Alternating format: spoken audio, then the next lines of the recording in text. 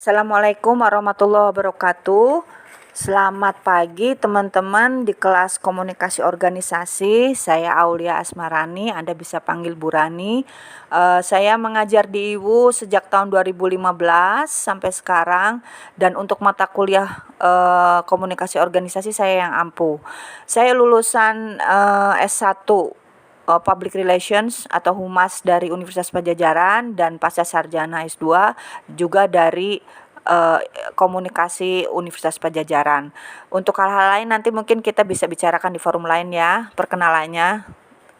Oke, langsung masuk ke mata kuliah kita, konsep komunikasi organisasi. Nah, tapi terlebih dahulu saya akan bahas konsep dasar organisasi dulu ya, sebelum kita masuk ke komunikasi organisasi. Oke. Konsep dasar organisasi itu kalau kita searching di Google ya, atau kita cari sumber-sumbernya, itu banyak sekali definisinya. Banyak sekali definisi organisasi yang dikemukakan oleh pakar tentunya. Ratusan bahkan ribuan dalam hal ini. Saya akan coba ambil dari semua ratusan dan ribuan itu, saya akan coba ambil definisi yang menurut saya cukup komprehensif ya. Kita bisa lihat PPT. Nah, dari ahli Daniel Katz dan Robert Elkann dalam buku The Social Psychology of Organizations mengatakan bahwa organisasi adalah aktivitas kolektif yang bertujuan untuk mencapai hubungan dalam sebuah sistem, transformasi energi menjadi sistem, dan produk yang dihasilkan melalui sistem. Nah, teman-teman, dari definisi ini kita bisa mengambil bahwa setidaknya ada beberapa kata kunci. Pertama, dalam organisasi itu adanya aktivitas kolektif.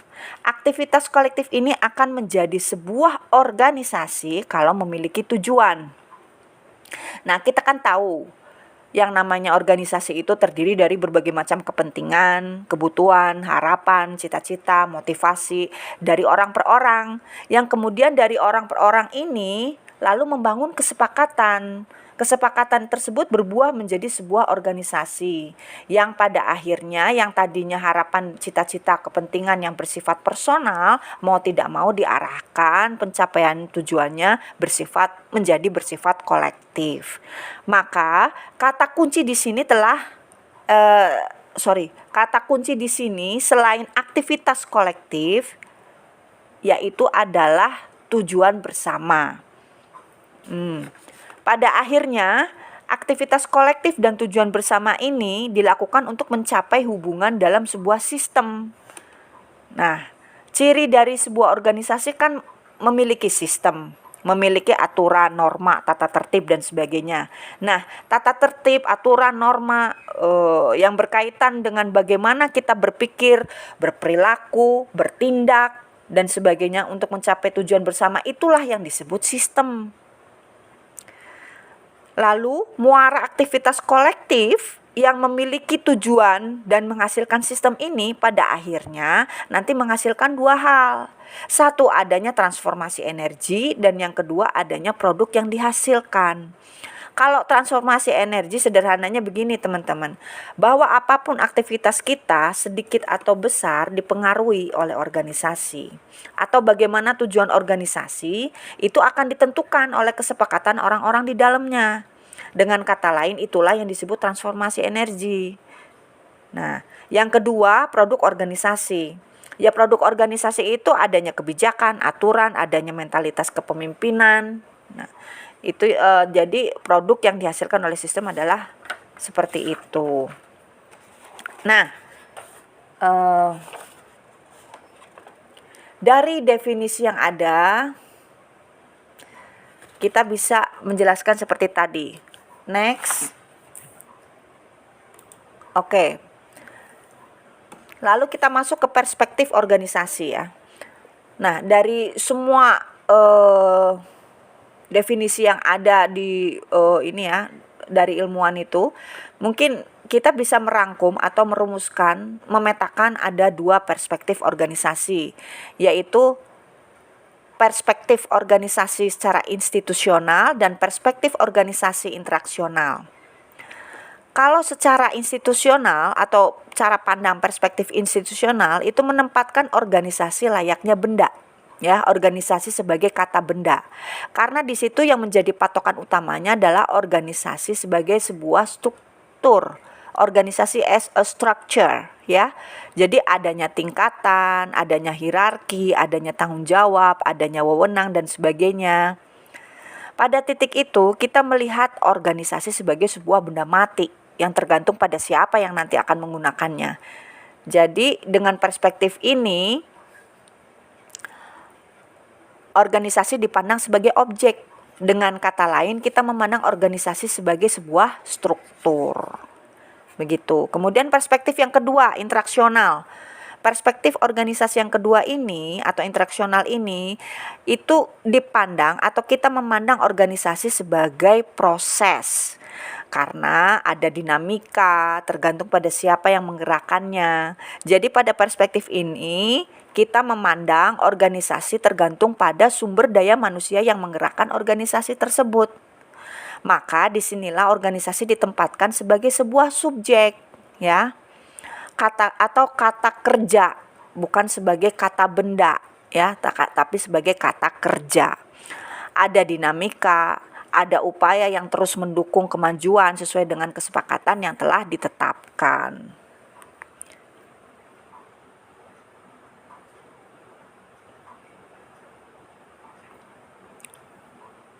Oke, next slide. Ya, lalu kita masuk pada karakteristik organisasi. Nah, karakteristik organisasi itu pertama adanya relasi yang berkaitan dengan interaksi. Nah, kemudian berikutnya ada tujuan yang bersifat ideologis dan pragmatis. Tujuan yang bersifat ideologis itu artinya ada upaya organisasi yang memastikan adanya militansi, loyalitas, kedisiplinan yang ada dalam internal organisasi. Sedang tujuan pragmatis itu bisa kita maknai bagaimana bagaimana organisasi bisa menjadi panggung apresiasi. Jadi bagaimana organisasi bisa menjadi budaya yang bisa saling memberikan penghargaan satu sama lain. Itulah tujuan pragmatis. Berikutnya karakteristiknya adalah pembagian peran yang berkaitan dengan kewenangan. Pembagian peran ini otomatis ada peranan. Pembagian peran itu pasti ada peranan yang berkaitan dengan kewenangan. Kan ada pimpinan, ada kemudian sekretaris, ada divisi dan sebagainya yang semuanya memiliki peran dan kewenangan yang berbeda-beda. Karakteristik berikutnya adalah adanya aturan, regulasi yang bersifat formal dan mengikat. Meskipun begitu ada juga aturan-aturan yang bersifat impersonal yang tidak jarang itu juga akan mempengaruhi karakteristik sebuah organisasi. Berikutnya adanya prosedur yang bersifat formal atau impersonal tadi. Lalu adanya rekrutmen, pelatihan, pendidikan, penempatan, mutasi. Yang paling penting adalah bahwa karakteristik organisasi itu berkaitan dengan proses manajemen sumber daya manusia yang ada di dalamnya. Lalu kita masuk pada tipe organisasi. Tipe organisasi itu bermacam-macam ya menurut Peter M. Blau dan W. Richard Scott. Ya, ada tipe organisasi mutual benefit organization, artinya saling menguntungkan ya, organisasinya mencari keuntungan bersama. Kemudian ada juga yang memang concern ke urusan business concern organization. Lalu ada organisasi yang memberikan pelayanan service organization. Lalu ada juga yang terdiri dari organisasi yang terdiri dari berbagai kumpulan persemakmuran yang mengurusi apa yang menjadi tujuan dari orang-orang yang ada dalam organisasi tersebut ya, atau Commonwealth Organization. Nah, lalu kita masuk ke konsep komunikasi. Konsep komunikasi ini dalam konteks organisasi ya, saya ambil dari Thomas E. Harris dalam bukunya Applied Organizational Communication second edition, bahwa komunikasi, dia bilang komunikasi itu adalah sumber kehidupan organisasi. Layaknya lem yang mengikat organisasi, minyak yang memperlancar fungsi organisasi, benang yang mengikat sistem bersama, kekuatan yang melingkupi organisasi, dan agen pengikat yang mengikat semua hubungan. Artinya, betapa pentingnya peran komunikasi dalam upaya mempertahankan eksistensi organisasi. Atau komunikasi organisasi itu juga bisa memastikan adanya tatanan kerja yang berjalan dengan baik dalam upaya-upaya untuk pencapaian tujuan organisasi. Begitu. Kemudian berikutnya adalah perspektif komunikasi. Nah, ini ada dua, transmission model dan transaction model. Transmission model itu dari Shannon dan Weaver itu sebetulnya sifatnya lebih berkesan mekanik. Jadi ada sender, source, receiver, jadi ada sumber, kemudian ada yang mengirim, ada yang menerima, kemudian message kemudian di-encoded dan decoded gitu ya. Jadi kalau transmission model ini sifatnya mekanis. Kalau transaction model itu justru sebaliknya, tidak mekanis. Tapi hasil akhirnya ada di pemaknaan. Jadi memastikan pesan itu ditafsirkan komunikan sesuai dengan maksud atau makna dari komunikator. Ini memang kritik terhadap model pertama. Jadi ini lebih dinamis daripada model pertama, transmission model. Nah, jadi kita bisa lihat kalau transmission model ini kan seperti ini.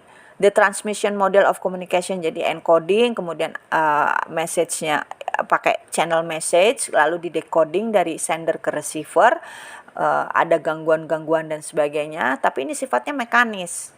Nah, beda dengan transaction model. Transaction model communication ini tidak hanya sekedar seperti yang pertama tadi. Jadi dari komunikator ke komunikan ini itu sebagaimana yang dijelaskan pada model slide sebelum ini adalah bahwa antara komunikator dan komunikan itu ada proses yang dinamakan co-creation of meaning. Jadi tidak selinier tadi seperti model pertama.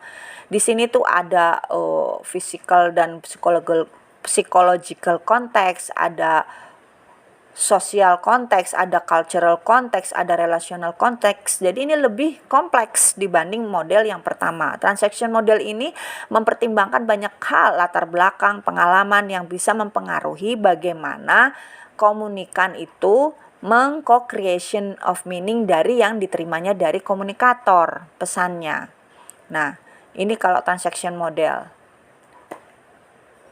Oke, berikutnya konsep komunikasi organisasi. Nah, saya ambil dari Krebs, ya, bukunya Organizational Communication. Dia bilang kolektivitas sosial. Jadi komunikasi organisasi adalah kolektivitas sosial, di mana orang-orang yang mengembangkan pola interaksi rutin dalam upaya mengkoordinasikan kegiatan dan usaha dalam pencapaian tujuan pribadi maupun kelompok yang sedang berlangsung. Nah, intinya pentingnya di sini komunikasi organisasi adalah bagaimana komunikasi organisasi memastikan adanya koordinasi dari setiap gagasan, perasaan, pengalaman, bahkan tindakan dari orang-orang yang ada di dalamnya. Untuk apa? Untuk memastikan tujuan organisasi bisa tercapai.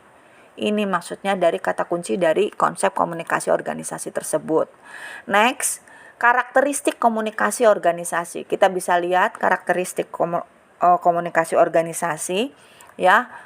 Ada kolektivitas sosial, kemudian dia berpengaruh pada tujuan organisasi dan individu, lalu ada aktivitas yang terkoordinasi, ada struktur organisasi. Ini bedanya dengan komunikasi kelompok ini ya, salah satunya ada struktur organisasi. terstruktur gitu loh kelompoknya itu, makanya disebut organisasi. Lalu ada lingkungan organisasi. Pada akhirnya kolektivitas sosial ini akan melahirkan yang namanya lingkungan organisasi. Jadi ciri atau karakteristik untuk mengukur bagaimana organisasi tersebut baik sesuai dengan pencapaian yang diinginkan, kita bisa mengukurnya dengan apa yang disebut lingkungan organisasi. Sebab salah satu ukuran penilaian lingkungan organisasi itu adalah adanya budaya komunikasi. Nah, bagaimana hubungan komunikasi dengan organisasi? Ada beberapa hal yang bisa kita pahami bersama tentang hubungan komunikasi dan organisasi. Jadi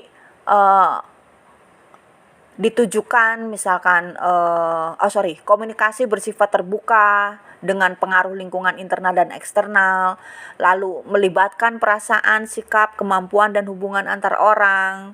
Kemudian ditujukan kepada audiens korporat seperti stakeholder, jurnalis, analis, regulator dan legislator. Lalu komunikasinya bersifat jangka panjang, bukan hanya sebatas marketing ya. Ini ciri umumnya. Dan aplikasi komunikasinya berbeda dalam bentuk formal dan informal. Sehingga kita bisa memetakan ruang lingkup menurut Littlejohn adalah satu, organisasi diciptakan melalui komunikasi. Kemudian yang kedua, kegiatan organisasi berfungsi untuk mencapai tujuan individu dan tujuan bersama. Yang ruang lingkup yang ketiga adalah kegiatan komunikasi dalam organisasi menciptakan pola-pola yang mempengaruhi kehidupan organisasi. Yang keempat, proses komunikasi menciptakan karakter dan budaya organisasi. Lalu yang terakhir adalah pola kekuatan dan pengawasan dalam komunikasi organisasi bisa menghilangkan atau bisa menciptakan hambatan. Nah, terakhir teman-teman, dalam kajian komunikasi organisasi kita akan menemukan 3 tradisi metodologi ya. Metodologi dalam memandang komunikasi organisasi. Yang pertama adalah positivistic tradition, lalu berikutnya interpretive tradition, dan yang terakhir adalah critical tradition. Nah, semoga mungkin dalam pertemuan berikutnya kita bisa membahas tradisi metodologi ini. Baik, saya akhiri untuk materi kali ini. Sekian sebagai pengantar. Nanti kita akan tatap muka untuk diskusi. Terima kasih. Wassalamualaikum warahmatullahi wabarakatuh.